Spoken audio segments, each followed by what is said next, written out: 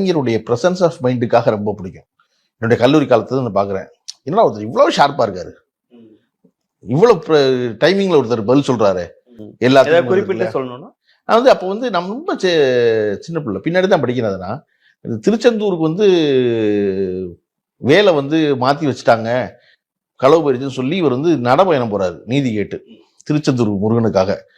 போயிட்டு நடப்பயணம் போயிட்டு வந்தாச்சு. சட்டசபையில் உட்கார்ந்துருக்காரு. சட்டசபையில் உட்கார்ந்துருந்தா எம்ஜிஆர் ஆளுங்கட்சி முதல்வர், எம்ஜிஆருக்கு பின்னாடி இருக்க எம்எல்ஏக்கள் எல்லாம் எம்ஜிஆரை மகிழ்ச்சிப்படுத்துவதற்காக நினைச்சு கொண்டு என்ன சொல்றாங்கன்னா, கலைஞர் ஏன் முருகனை பார்க்கறக்கா திருச்செந்தூருக்கு போகணும், இங்கதான் இருக்காரு முருகன் அப்படின்னு எம்ஜிஆரை கட்டுறாங்க. இங்கேயே பார்த்துருக்கலாமே முருகன் அப்படின்னு.